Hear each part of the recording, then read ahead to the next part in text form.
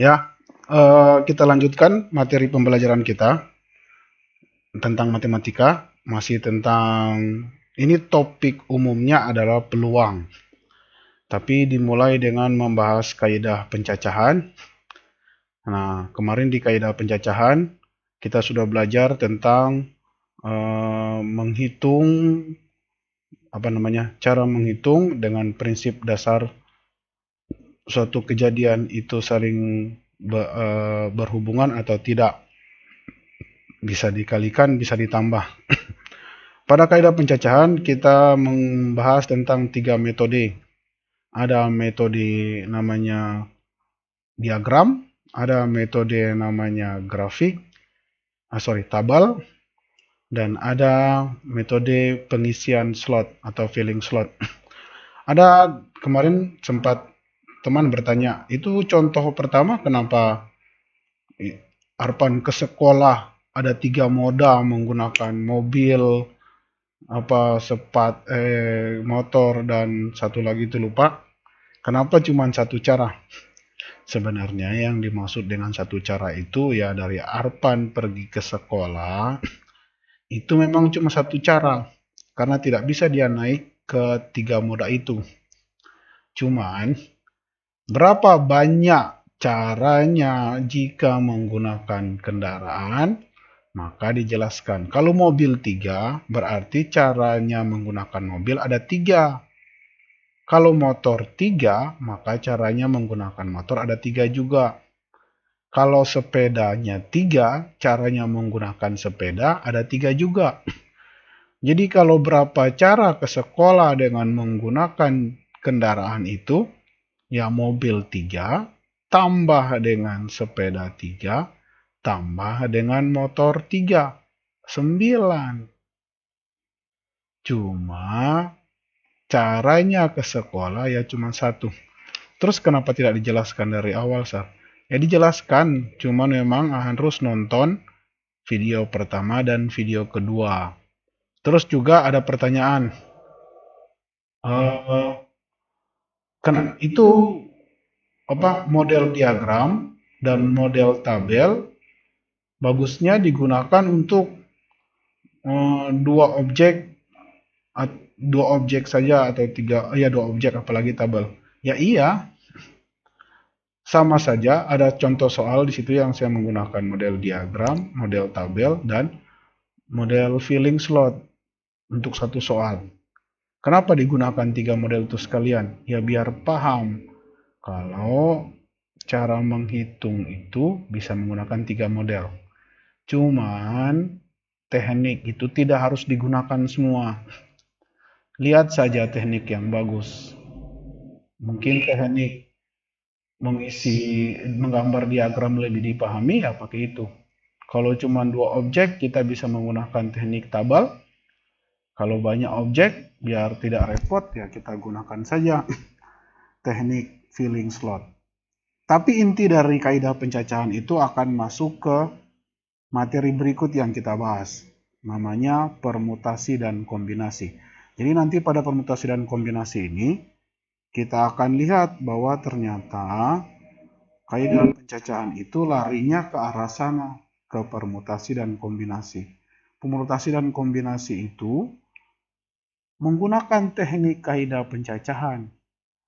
Hanya saja dipercanggih dengan menuliskan ketentuan umumnya atau metode menghitungnya dengan menggunakan satu cara, namanya faktorial, biar lebih umum.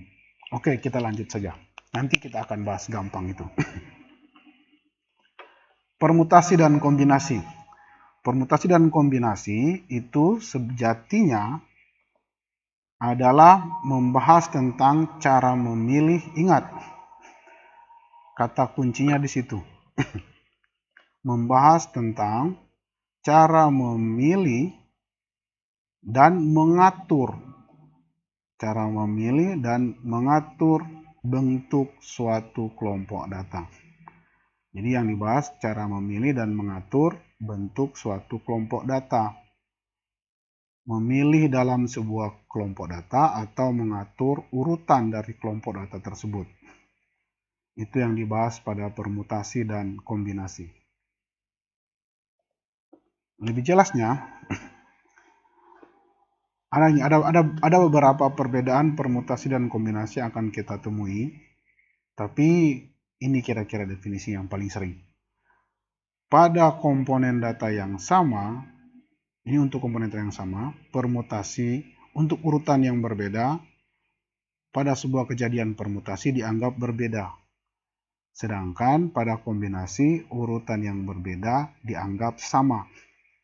Jadi pada permutasi, urutan yang berbeda dihitung berbeda. AB beda dengan BA, walaupun sama-sama komponennya A dan B.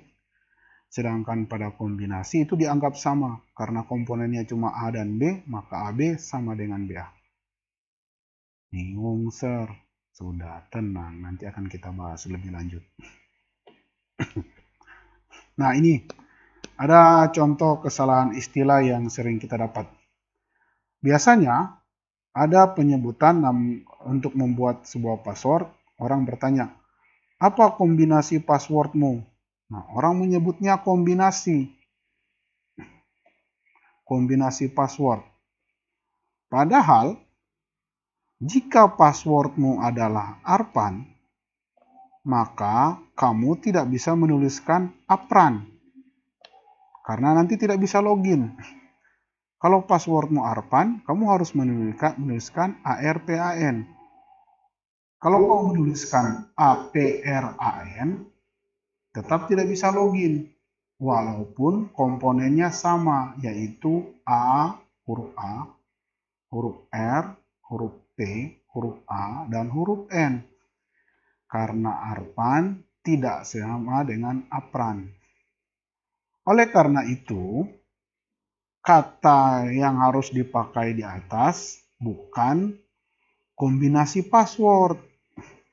Ingat, karena kombinasi, urutan yang berbeda dari komponen yang sama itu dianggap sama. Berarti pada kombinasi, ARPAN sama dengan APRAN karena komponen-komponennya sama, yaitu A, R, P, A, dan N. Sedangkan pada permutasi itu dianggap beda. ARPAN dianggap beda dengan APRAN. Jadi seharusnya kita menggunakan istilah permutasi password, bukan kombinasi password. Jadi istilah yang dipakai harusnya permutasi password, bukan kombinasi password. Itu salah satu contoh gambaran bedanya antara permutasi dan kombinasi. Kalau kombinasi, ARPAN dianggap sama dengan APRAN, komponennya sama. Tapi pada permutasi, ARPAN tidak sama dengan APRAN, karena komponennya sama, tapi urutannya beda. Oke, masih bingung, Sir? Oh, tenang saja. Yang penting ditonton terus secara berurut pada pembahasan berikutnya. Anda akan mendapat mengerti tentang bedanya permutasi dan kombinasi. Nah, contoh lagi nih. Seorang barista, pembuat kopi profesional, itu yang dia lakukan adalah proses permutasi.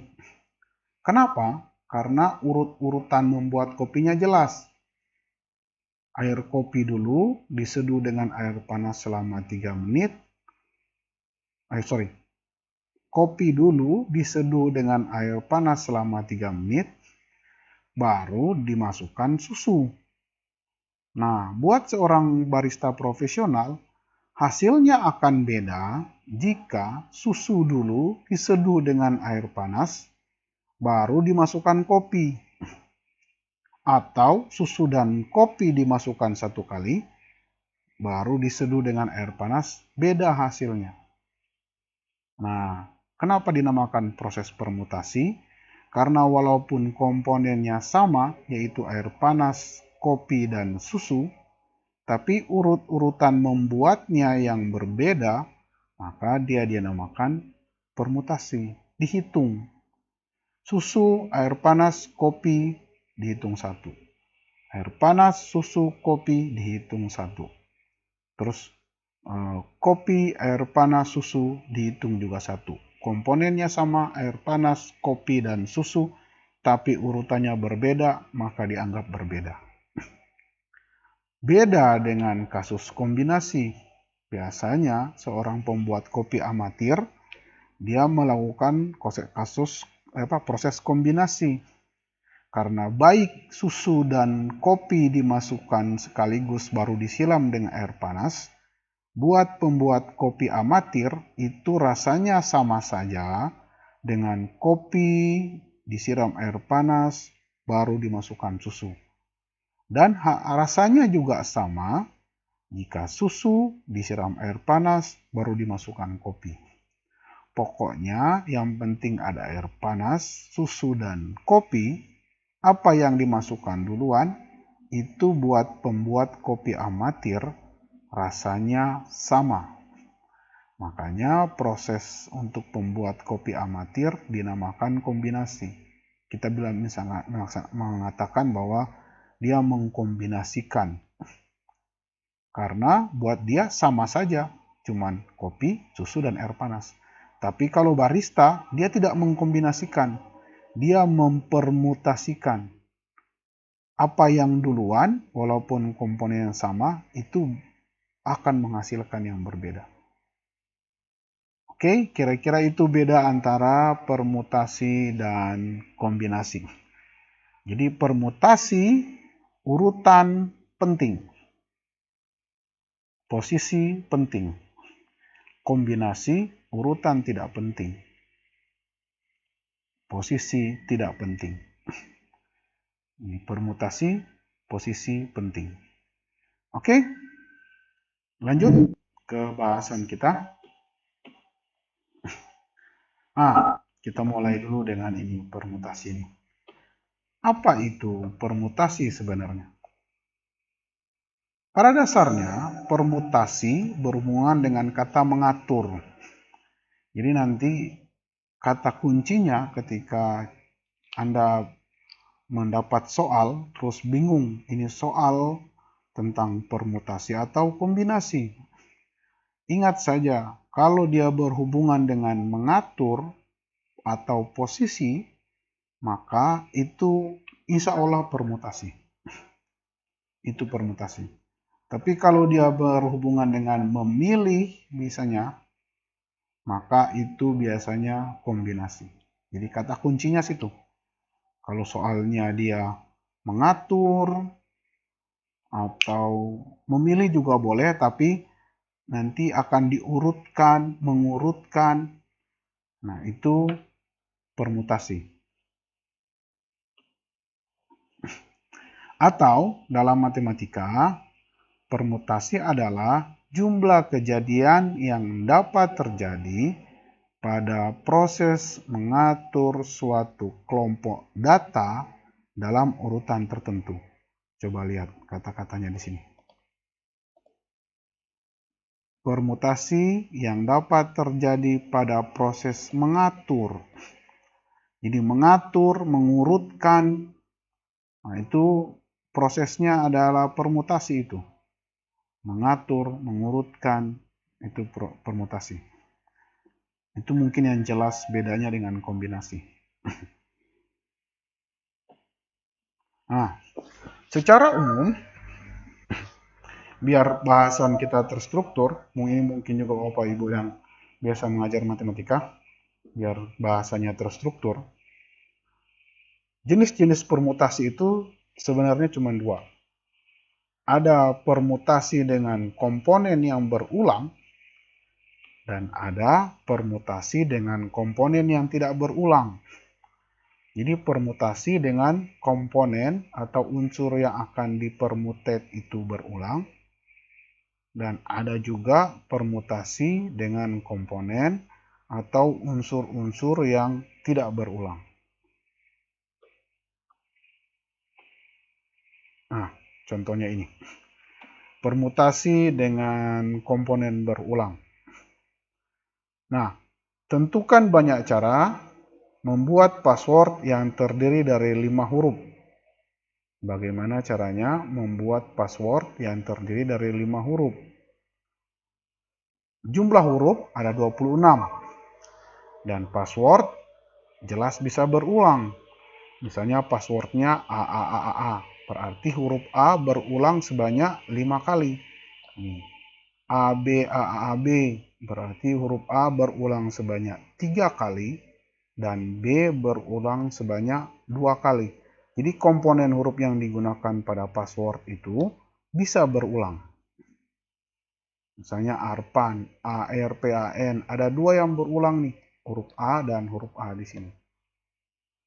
Nah, bagaimana cara menghitung permutasi dengan komponen yang berulang? Ini misalnya huruf pertama, kita masih ingat kaidah perkalian. Jadi sebenarnya kaidah perkalian pada teknik perkalian pada kaidah pencacahan yang lalu itu gambaran sederhana dari permutasi. Itu sebenarnya yang saya maksud itu. Kenapa dia dibahas duluan? Karena dia gambaran sederhana dari permutasi. Sebelum permutasi ini biasanya, sebenarnya tidak harus sih, cuman biasanya ditulis dalam bentuk notasi faktorial. Mungkin karena sudah lebih kompleks. Nah, tapi sama saja. Anda mau tulis faktorial atau tidak, sama saja. Tapi akan kita pelajari tentang bagaimana penulisan dalam metode faktorial. Nah, 5 huruf akan dibuat password. Berapa banyak urutan yang dapat kita buat atau tata cara dapat kita buat? Ingat, permutasi. Ini kasus permutasi. Kenapa kasus permutasi? Karena kita akan menentukan urut-urutan. Berapa banyak urut-urutan yang bisa kita masuk di kotak ini. Huruf pertama, jelas karena ada 26 huruf, berarti huruf pertama pasti 26. Ini 26. Huruf kedua juga 26. Karena dia 26 huruf. Huruf ketiga juga 26. Karena huruf itu bisa berulang. Jadi di sini A, di sini juga bisa A. Nah, semuanya bisa terpakai. Ini permutasi dengan komponen berulang. Berarti jumlah caranya adalah 26 seperti perkalian kemarin. 26 kali 26 kali 26 kali 26. Atau 26 pangkat 5. 1, 2, 3, 4, 5. Karena ada 5 kotak. Ada 5 huruf yang kita buat dan masing-masing kotak itu bisa diisi dengan 26. Maka jumlah caranya 26 kali 26 kali 26. Ini metode perkalian yang kita pelajari kemarin. Atau bisa kita tulis jadi 26 pangkat 5. Karena ada 5 huruf. Terdiri dari 5 huruf. Atau jumlahnya 11.881.367 cara. Nah, itu yang permutasi dengan komponen berulang. Dari salah satu contoh soal ini, ada teorema yang bisa kita buktikan di sini.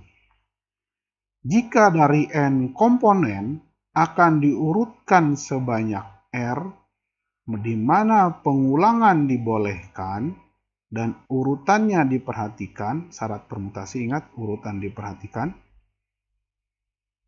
maka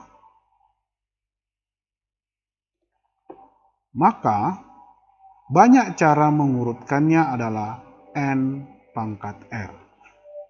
Jadi kalau komponen permutasi dengan komponen yang berulang, nah cara menghitungnya gampang. Tinggal n pangkat R. Di mana n itu adalah banyaknya komponen Dan R itu adalah berapa urutan atau posisi yang akan kita buat. Ini 5 password, berarti ada 5 urutan. Password terdiri dari 5 huruf, 5 urutan. Satu huruf kan bisa diisi oleh satu kemungkinan password, misalnya untuk angka huruf pertama, bisa diisi oleh kemungkinan 26 huruf. Nah, maka N sama dengan 26 karena jumlah komponen yang bisa dibuat password ada 26 dan jumlah huruf yang dipakai untuk password ada 5. Berarti 26 pangkat 5. N pangkat R. Ingat, permutasi dengan komponen berulang, maka rumusnya gampang, hanya N pangkat R. Itu kira-kira bagian pertama. Nanti kita akan lanjutkan pada video berikut. Ingat, permutasi dengan komponen berulang itu N pangkat R. Permutasi itu position matter. Jadi, posisi itu penting. Permutasi itu biasanya berhubungan dengan kata mengurutkan, menyusun, dan seterusnya. Kenapa? Karena permutasi itu mementingkan posisi. Bedanya dengan kombinasi. Nanti kita akan lanjutkan pada video berikut.